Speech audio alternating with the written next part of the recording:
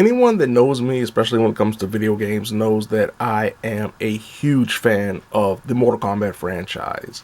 Dating back to 1993 when I first saw the arcade and was able to play the original Mortal Kombat game.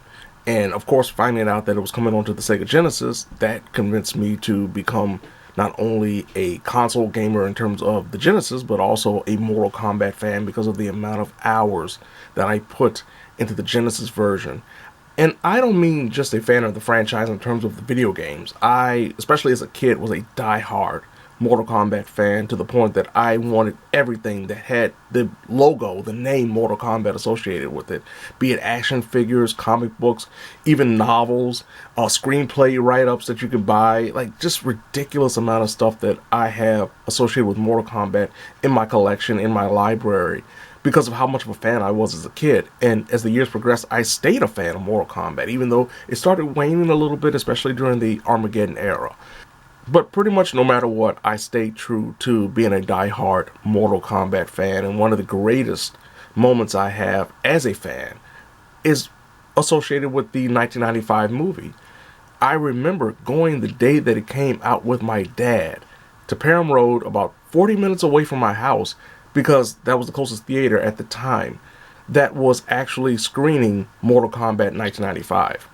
And also, it was a cool moment because afterwards I got beat by a player that was playing the arcade version of Mortal Kombat 3. They had Smoke unlocked, and he tore me apart. So, in 2021, when they announced that they were doing a new version of the Mortal Kombat movie, a new Mortal Kombat franchise when it came to the cinematic universe, I was first excited, and then I saw the movie.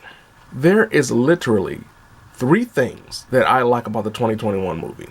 The opening 10 minutes, where we find out the relationship between Scorpion and Sub-Zero, how they portray Kano, and the last fight scene between Scorpion and Sub-Zero. Literally, that is all I care about in the 2021 version of Mortal Kombat the movie. So when I saw all of the reviews and I saw the early screeners saying that Mortal Kombat 2 was so much better than the original Mortal Kombat movie of this franchise, this version of the franchise, the 2021 version, I was pessimistic. I took it as a grain of salt, and I truly believed it couldn't right so many wrongs that the 2021 version presented. Now, as you'll see, there is a shift when it comes to the presentation of this video review because I do not want to get copyright struck. So instead of just replaying the trailer over and over again, you will see gameplay footage. That's personally my own gameplay footage. But this is about Mortal Kombat 2, the movie. And I will say, off the bat, this movie is everything that I could have hoped for, and then some, when it comes to a Mortal Kombat movie. I'm not going to go scene by scene. I'm not going to spoil too much of the movie. There are certain things I will say about the movie that would be considered spoilers, but they are all associated with not only the lore, but also the trailers that were presented by the studios themselves. Now, the movie starts off with a flashback scene highlighting the moment when Shao Kahn arrives in Edenia, which is the home world of Sindel and Kitana. King Jared, of course, Kitana's dad and Sindel's husband, and the king of Edenia steps up to try to defend his homeland against this invading force that is Shao Kahn.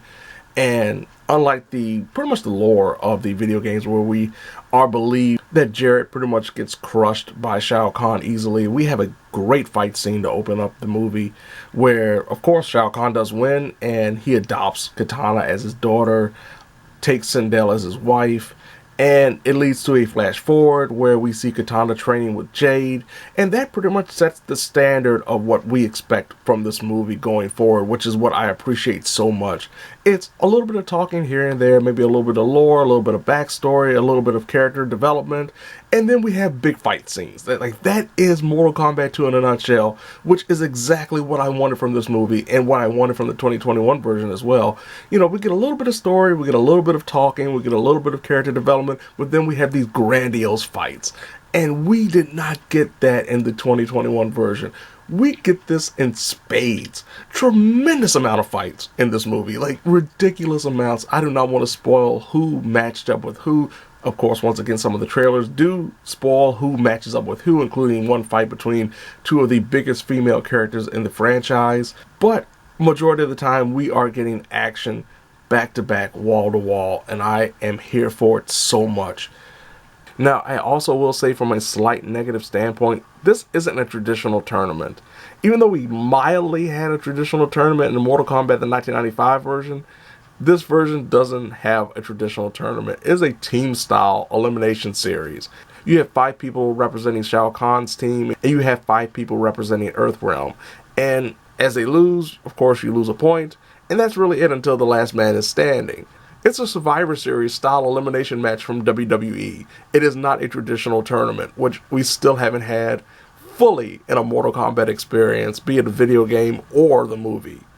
Now, one of the biggest additions when it comes to this version of Mortal Kombat, when it comes to Mortal Kombat 2, the movie, is the addition of Johnny Cage, played by Karl Urban.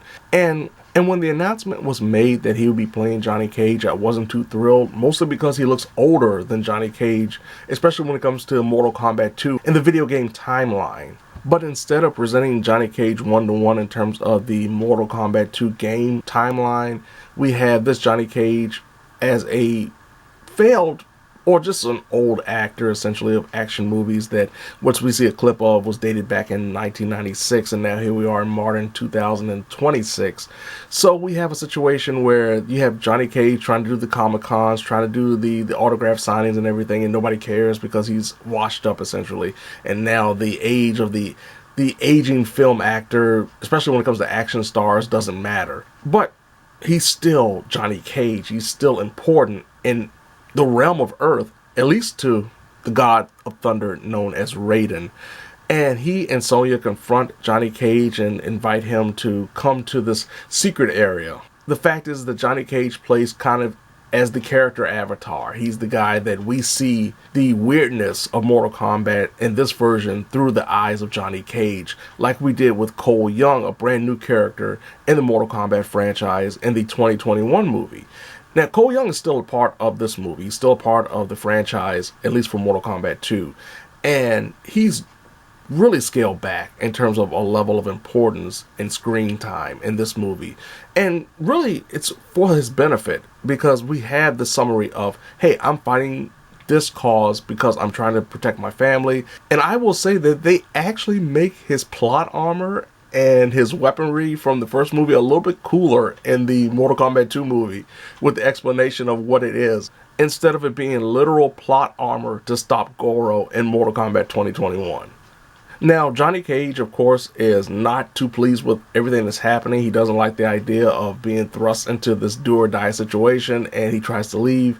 And there are things that happen that draws him back into the fold. I don't want to spoil that much, and really that's as far as I want to go when it comes to the narrative, because the rest of it is a lot of spoilers, and even spoilers when it comes to the fights that happen in the sequences. Some of the ones that, of course, the trailer have shown off, like Liu Kang versus Kung Lao. We know that Kung Lao comes back as a Revenant. Kano, of course, is resurrected in this movie, even though for some reason they don't make him a Revenant. I don't understand why they did for Kung Lao, but they didn't do for Kano. It's kind of weird, but that's neither here nor there when it comes to that plot hole. One of the most confusing additions to the Mortal Kombat lore when it came to the 2021 movie was the addition of the Arcana system. It was this idea of you having this pretty much birthmark that is the Mortal Kombat Dragon logo. It gives you some type of power, and you actually had the ability to lose that power and lose your Arcana if you got killed by somebody. So in Mortal Kombat 2021, there was kind of this race of trying to kill certain people to get their powers, and it made no sense. It really didn't. They were trying to explain why some of the mysticism and weirdness of Mortal Kombat exists instead of just letting it be. And in turn, it really kind of ruined a lot of the mysticism and the fun about Mortal Kombat and the wackiness of people just being able to throw fireballs and spears and ice balls and purple rings out of their hands. Thankfully, they decided to just abandon the whole Arcana system in Mortal Kombat 2. There's a little bit of a wink and a nod when it comes to Kano and Johnny Cage's interaction, where Kano asks Johnny what's his powers, and Johnny says he has no powers. So it was just that little nod, like, hey, Johnny Cage doesn't have powers because he has no Arcana. But then, of course, later on he shows like, yeah, I got the green glow, So that's cool. I appreciate them hearing the feedback from the fans of how stupid that system was and getting rid of it. Just completely ignoring it. I will say when it comes to the 2021 version, there are certain aspects that I wish would have been fleshed out because of the Arcana system that maybe fans don't understand, or people that didn't see the first movie and are seeing the second movie and may not understand. They do use some flashback scenes to explain certain scenarios and certain interactions and certain character motivations, like Scorpion trying to get revenge on Sub-Zero when he resurrects as Bihan, aka Noob Saibot. But then there are certain aspects like Jax's cybernetic arms that don't necessarily get explained. If you didn't see the first movie, you wouldn't understand why Jax has cybernetic arms, especially as beefy and bulky as they are, because that was a big character development when it came to his character in Mortal Kombat 2021. And yet, once again, going back to Mortal Kombat 2021, there is so much about that movie that really doesn't matter when it comes to Mortal Kombat 2. They could have had maybe 35 to 40 minutes of Mortal Kombat 1 to explain everything as to why Mortal Kombat 2 happens. Like, it could literally be one movie put together and still accomplish the goal of what Mortal Kombat 2 did, in setting up what is a much better sequel.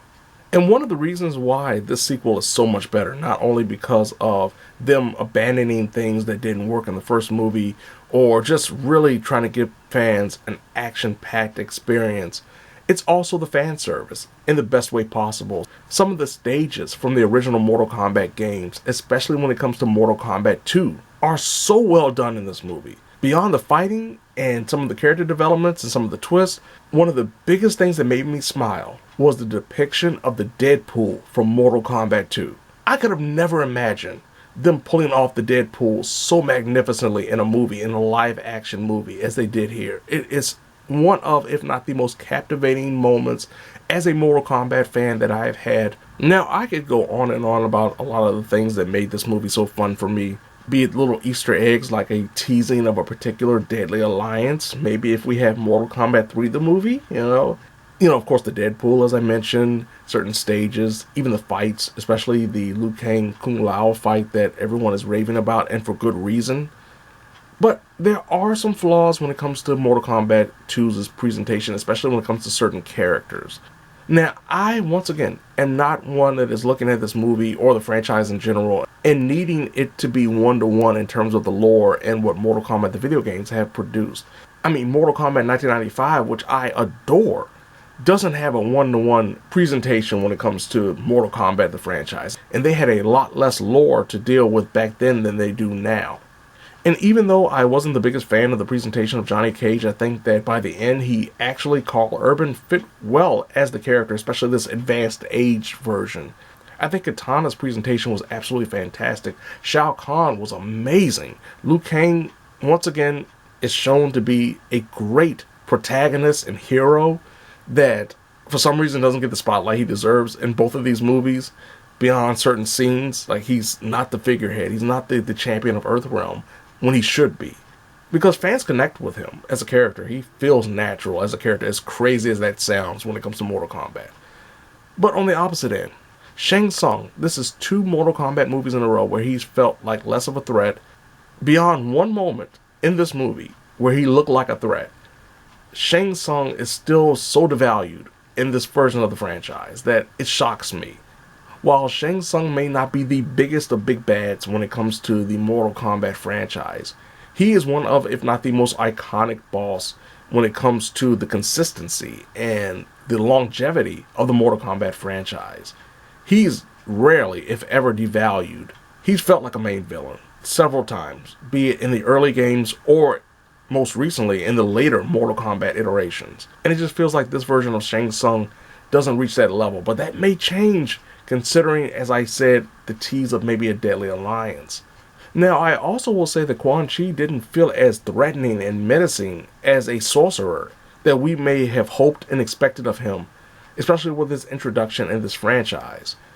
Once again, going back to the opposite, I feel that Jade's depiction was one of the best depictions of Jade in any form when it comes to entertainment mediums, be it the video games, the comic books, or, of course, the movies. I think that this version of Jade, shockingly, is her best version.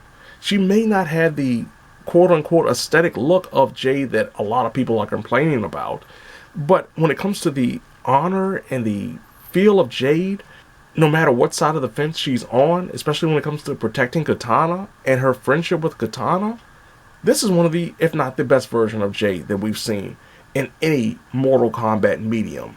I also appreciated the presentation of Baraka, especially when it comes to his lacking of just being a monster, even though he looks like one. His character actually added a level of comedy to the movie that I did not expect from Baraka. I'm also intrigued to see what they do with Mortal Kombat 3 whenever that comes out, because they have now a template to build off of. They know what the fans want, they know what the fans liked. Now just build off of that.